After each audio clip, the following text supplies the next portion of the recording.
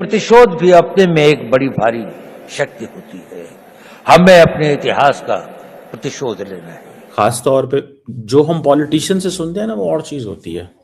जो दोवल साहब बात करते हैं ना, ये एक डिफरेंट चीज है। बिकॉज दोवल जो बात कर रहा है, इट्स अ पॉलिसी, जिसके नतीजे में आप देखिए जो जंग हमारे ऊपर मुसल्लत हुई कि 1 लाख पाकिस्तानी शहीद हो गए पाकिस्तान के अंदर और एक भारतीय फौजी नहीं मरा।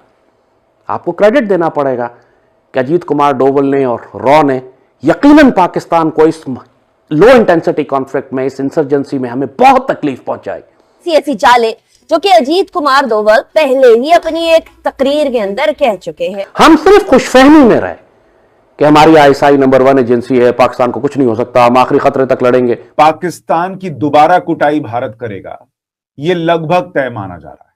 1945 में पौड़ी गढ़वाल के एक छोटे से गांव में एक घर में एक लड़का पैदा हुआ।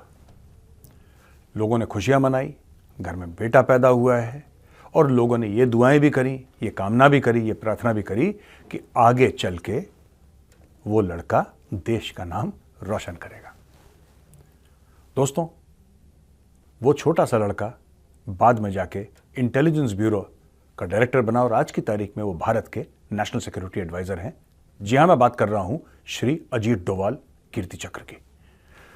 दोस्तों, उनकी कहानी अगर आप सुनेंगे तो आपको ऐसा लगेगा कोई फिल्म चल रही है।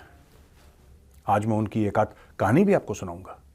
मैं आपको यह भी बताऊंगा कि उन्होंने ऐसा क्या क्या करा कि वो लेजेंड बन गए, और उन्होंने ऐसे कारनामे करे। मतलब आप सोच नहीं सकते कि कोई एक इंसान अपने आप को इतने ज्यादा एक्सट्रीम खतरे में डाल सकता है। ना उसके पास हथियार, सामने आतंकवादी खड़े हैं, आतंकवादी पहचान गए कि ये कौन है, पहचान गए, उसके बाद भी सिर्फ अपना तेज दिमाग इस्तेमाल करके, अपनी चाणक्य नीति इस्तेमाल करके उनको पछाड़ना, वहां से चुपचाप निकल जाना और अपने मिशन को सक्सेसफुल करना।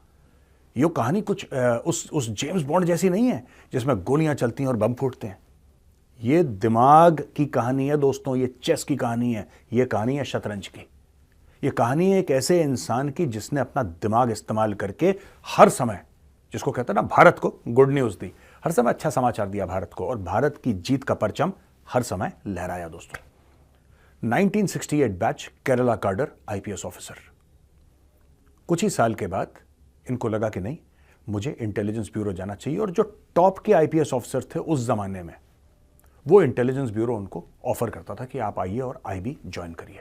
इंटेलिजेंस ब्यूरो जो है दोस्तों, वो ज्यादातर डोमेस्टिक ऑपरेशंस करता है, यानी कि भारत के अंदर ऑपरेशंस करता है इंटेलिजेंस ब्यूरो।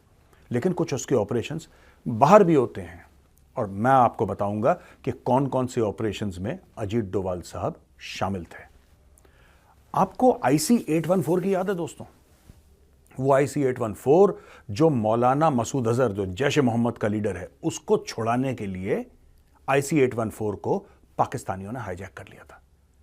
ये फ्लाइट उड़ी, काठमांडू से आई, दिल्ली से आई, अमृतसर से गई, लाहौर से पहुंची कंधार। अब भारतीय सरकार की मजबूरी थी कि उनको छोड़ना। हां, बाद में डोवाल साहब ने इसको बोला कि डिप्लोमेटिकली हम लोग फेल हुए हैं, लेकिन बात फेलियर और सक्सेस की नहीं है।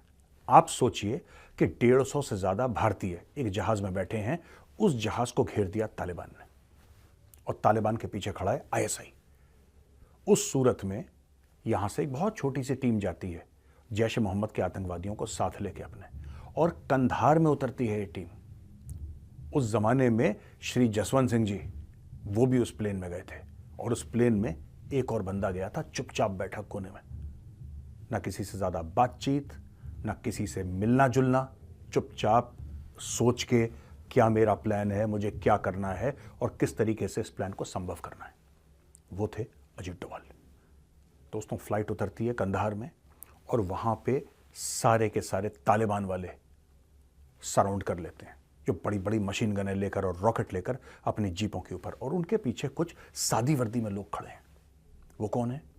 वो हैं आईएसआई वाले। तो हमारे जितने भी पैसेंजर हैं सब वहां पे हाईजैक्ड।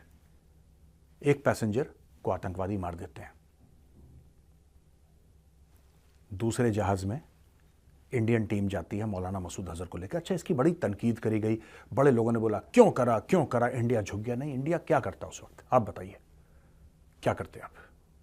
जब आपके 150 लोग एक ऐसी जगह, उनके परिजनों ने दिल्ली में तो आग लगा दी थी। प्रधानमंत्री निवास के सामने लोग बैठ गए, बोला कि नहीं उनको छुड़ा के लाइए, छुड़ा के लाइए। फिर ये देखा कि भाई हम क्या कर सकते हैं, हमें अपने लोग तो छुड़वा के लाने हैं।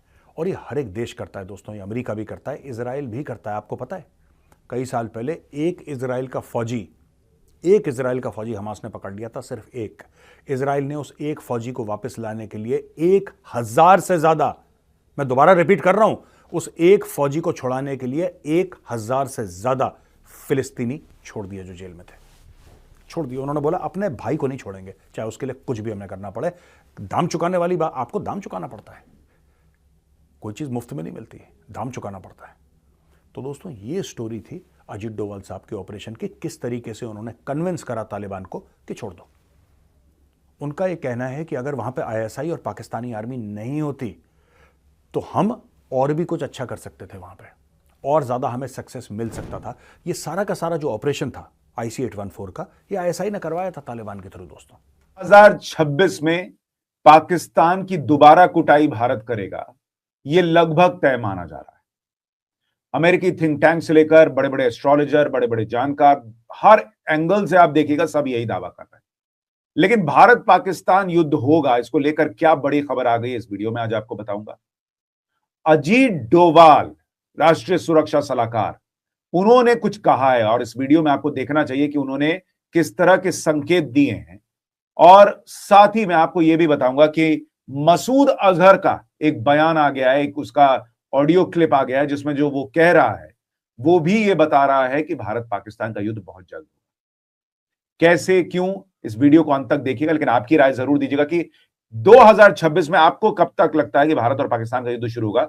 बाकी मैं आपको एक बात बता दूं, जिन लोगों ने धुरंधर फिल्म देखी है ना, धुरंधर फिल्म एक बहुत सटल मैसेज देती कि ये नया भारत अंदर ही अंदर तैयारी करके मारने में विश्वास रखता है और बदला अपने ऊपर हुए जो जख्म दिए गए उनका जरूर लेता है। जिस वक्त अमेरिकी थिंक टैंक से लेकर दुनिया कह रही है कि भाई भारत पाकिस्तान के बीच युद्ध हो सकता है, और इसीलिए आप देखिए कि भारत की तैयारियां बढ़ती चली जा रही है। भैरव बटालियन से लेकर राफेल खरीदने से लेकर दूसरी तैयारियां, भारत लगातार तैयारी कर रहा है कि वो कैसे पाकिस्तान को फोड़ेगा, और ये बहुत जल्द होगा।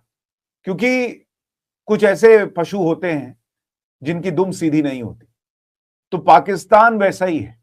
और वहां की आर्मी, असीम मुनीर, ये समझते हैं, ये जानते हैं, वहां के आतंकी जानते हैं कि उनका वजूद तभी तक है जब तक वो भारत के खिलाफ कुछ करें।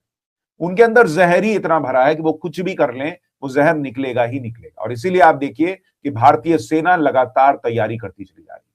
लेकिन जब संकेतों की बात होती है, मैं आपको बताता हूं कि किस तरीके से अजीत डोभाल, राष्ट्रीय सुरक्षा सलाहकार, उन्होंने एक बात कही, उन्होंने भी प्रतिशोध का जिक्र किया है। और वो नेपोलियन का एक कोट जो है वो कहकर ये बता रहे हैं कि नरेंद्र मोदी इस वक्त देश के वो शेर हैं जिसका नेतृत्व बहुत मायने रखता है।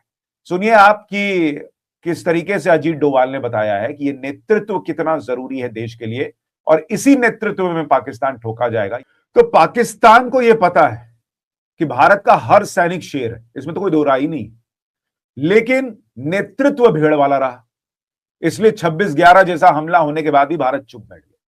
लेकिन आज की डेट में फौज भी शेरों की है, नेतृत्व भी शेर का है, और इसीलिए कभी सर्जिकल स्ट्राइक होती है, कभी एयर स्ट्राइक होती है, कभी ऑपरेशन सिंदूर होता है। और ये अजीत डोभाल पाकिस्तान को भी समझा रहे हैं, इस बात को समझो कि नेतृत्व जो है वो शेर का है और वो शेर मारेगा। राष्ट्रीय सुरक्षा सलाहकार अजीत डोभाल ने शनिवार को दिल्ली में एक कार्यक्रम विकसित भारत युवा नेतृत्व के संवाद के उद्घाटन समारोह में मुख्य अतिथि के तौर पर लोगों को संबोधित करते हुए कहा कि इतिहास में भारत के साथ अन्याय एवं अत्याचार हुआ है, इसका प्रतिशोध हर भारतवासी में होना चाहिए। भारत को एक विकसित और मजबूत देश बनाकर उसका प्रतिशोध पूरा किया जा सकता है। उन्होंने यह भी कहा कि आगे बढ़ने के लिए मोटिवेशन का होना जरूरी है, लेकिन इस मोटिवेशन को अनुशासन और आदत में ढालना होगा। अजीत डोभाल ने यह भी कहा है कि आज़ादी हमें यूं ही नहीं मिली है। अजीत डोभाल की भाषण की चर्चा पूरे पाकिस्तान के न्यूज़ चैनल पर की जा रही है कि भारत पाकिस्तान पर बदले की भावना से हमला कर सकता है।